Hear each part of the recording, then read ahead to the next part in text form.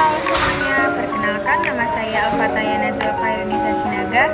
Saya dari Prodi D3 Kebidanan Poltekkes Kemenkes Medan dengan NIM 71241250058. Saksiin video saya ya, bye-bye.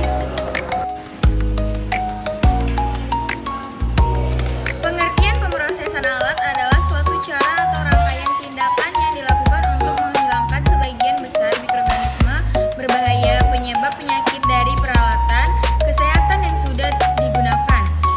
Pemrosesan ini bertujuan untuk mensterilisasikan atau mendisinfeksi alat agar aman digunakan kembali, mencegah penularan penyakit seperti HIV, AIDS, TBC, hepatitis, dan infeksi melalui alat medis. Nah, terus apa sih tujuan pemrosesan alat? Tujuan pemrosesan alat adalah yang pertama adalah menghilangkan mikroorganisme patogen pada alat medis.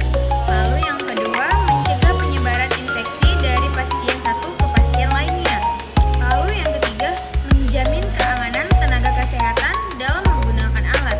Lalu yang keempat, membuat alat medis siap digunakan kembali dalam kondisi steril atau minimal terus ada tahapan prosedur pemrosesan alat medis. Yang pertama ada dekontaminasi. Dekontaminasi menghilangkan kotoran dan mikroorganisme dari alat agar aman ditangani. Lalu ada pencucian atau bilas. Membersihkan sisa darah, jaringan, dan kotoran secara mekanik dengan air dan deterjen. Lalu yang ada desinfeksi tingkat tinggi atau DTT. Membunuh sebagian besar mikroorganisme kecuali spora dengan bahan kimia. Lalu ada sterilisasi. Sterilisasi menghancurkan seluruh mikroorganisme termasuk spora dengan metode panas basah, panas kering, atau metode kimia lainnya. Lalu ada pemrosesan ulang alat sekali pakai atau jika diperbolehkan. Penanganan dan pemrosesan linen medis setelah proses sterilisasi alat harus disimpan dalam kondisi steril sampai digunakan ulang. Nah, lalu ada alat dan bahan yang dibutuhkan. Alat pencucian dan bilas. Contoh-contohnya adalah kuas, spons, dan wadah cuci. Lalu ada deterjen medis khusus untuk membersihkan alat. Bahan disinfektan kimia. Contoh-contohnya ada glutaraldehida, klorin, dan alkohol. Lalu ada alat sterilisasi seperti autoclave atau steam sterilizer. Lalu ada oven panas kering atau alat sterilisasi kimia atau ethylene oxide. Lalu yang kelima ada jenis-jenis pembersihan. Pembersihan mekanik. Membersihkan alat dengan sikat, air mengalir, dan deterjen secara manual. Lalu yang kedua ada dekontaminasi. Mengurangi jumlah mikroorganisme pada alat sehingga aman untuk ditangani. Lalu yang ketiga ada desinfeksi.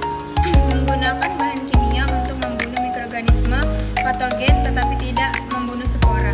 Lalu ada sterilisasi. Menghancurkan seluruh mikroorganisme dan spora untuk mendapatkan alat yang benar-benar steril. Lalu yang keenam adalah klasifikasi alat berdasarkan resiko infeksi menjadi 3 kategori utama. Yang pertama ada alat kritis.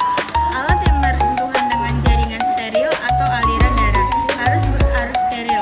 Contohnya instrumen bedah, kateter, alat intravena. Lalu yang kedua adalah alat semi kritis. Alat yang bersentuhan dengan membran, muksa atau kulit yang tidak utuh memerlukan disinfeksi tingkat tinggi.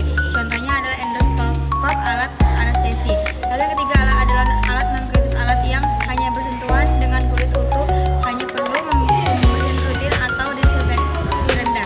Contohnya manset, transfer, stetoskop. Penanganan dan pemrosesan untuk mengikuti klasifikasi ini untuk memastikan tindakan berkualitas yang sesuai risiko infeksi. Lalu kesimpulan pemrosesan alat medis adalah prosedur penting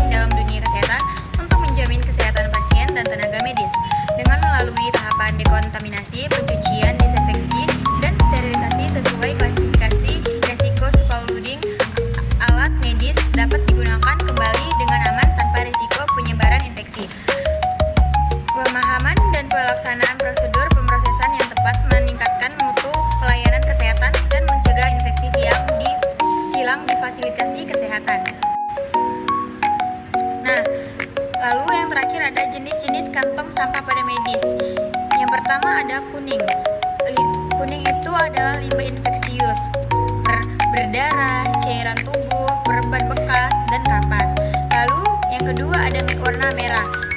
Merah ini adalah limbah patologi, jaringan tubuh, organ, dan plasenta. Baru